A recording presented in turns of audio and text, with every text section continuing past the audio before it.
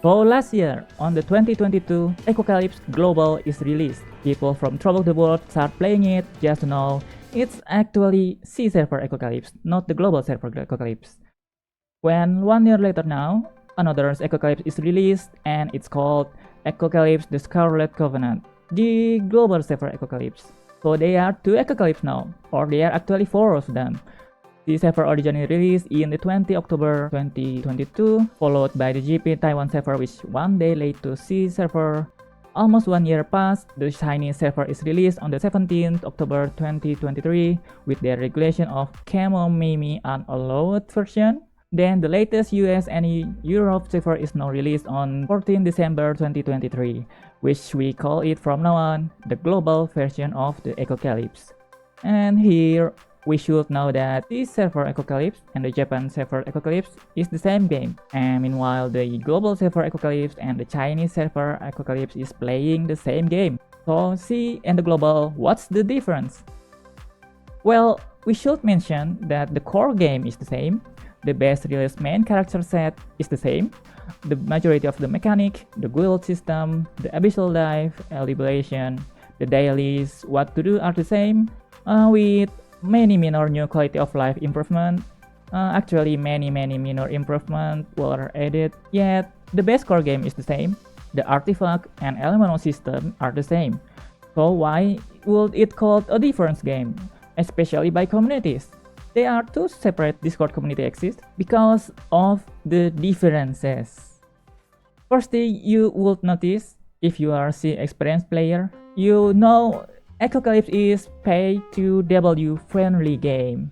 So you will open the shop tab and see, oh, the price is global value price. Well, some packages are similar price, but roughly it's around 1.2 or 1.5 more pricey than the C server if we compare it on the weekly spend basis. Also, they restrict Google payment from C region users, make many C experienced players quit on the second day already.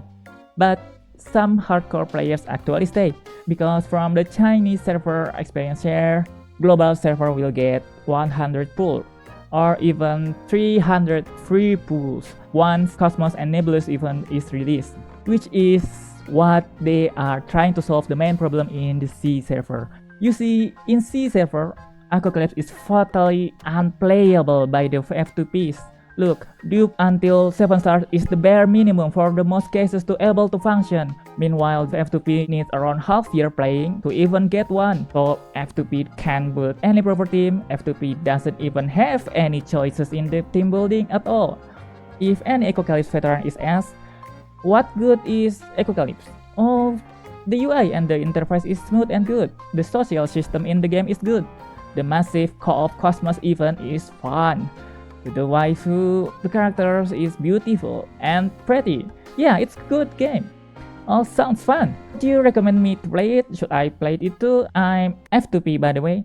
Oh, no. Sorry, I think F2P can't play anything in this game. Well, that was the main problem why majority of people left the Echocalypse. But good news for the global, they will have more free pulls rewards from the event. Hopefully it will fix the problem that C had.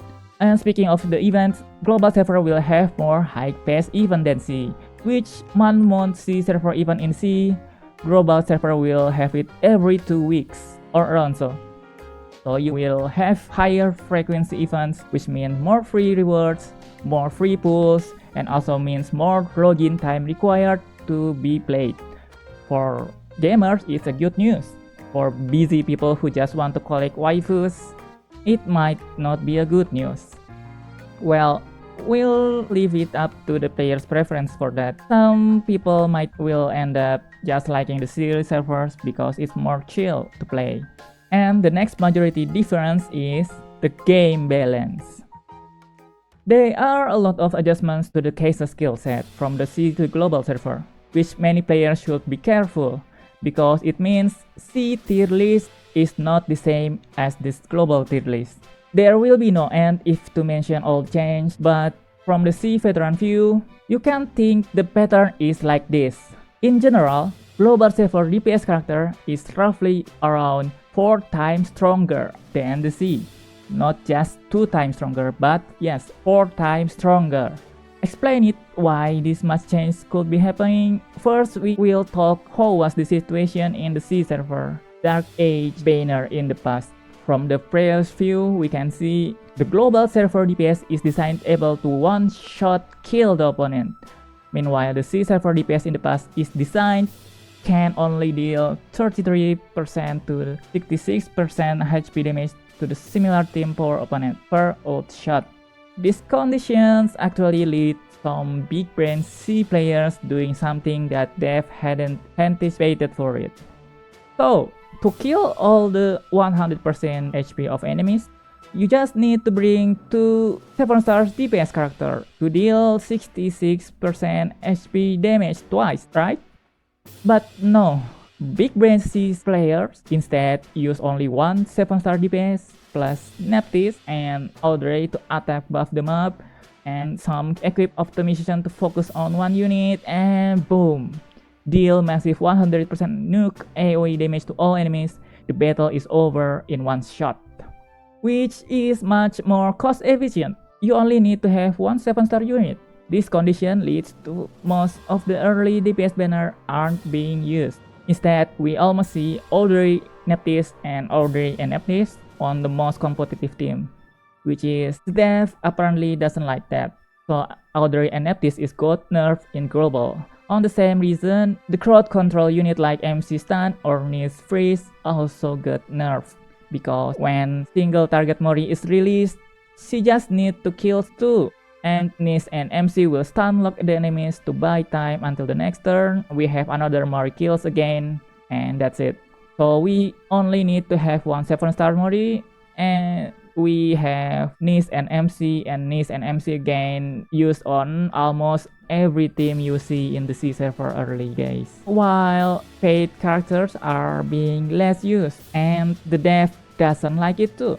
So you will find why Neptis and Audrey and MC also was SS tier on the C release and even to this day, but you won't find them long lasting on the global server tier list.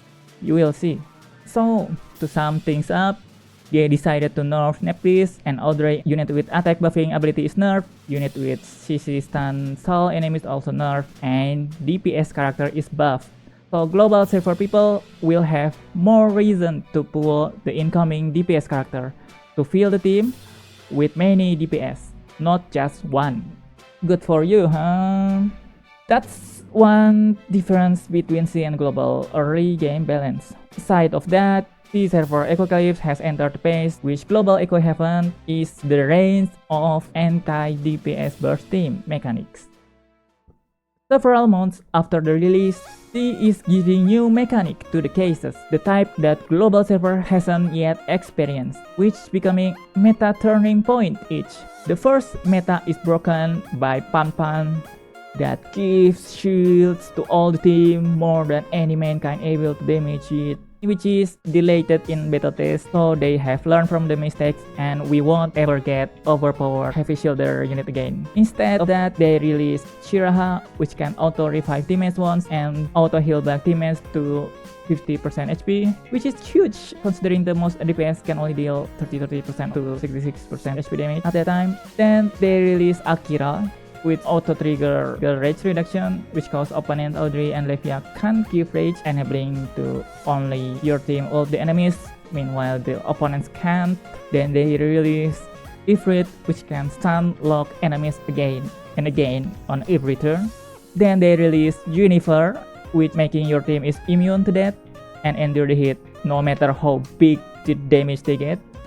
Then they release Lilith, which can't be damaged, yet she makes all the opponent beating the other teammates until death. And then they release Note that can just stand still and opponent will be frozen to death by taking some mysterious poison damage.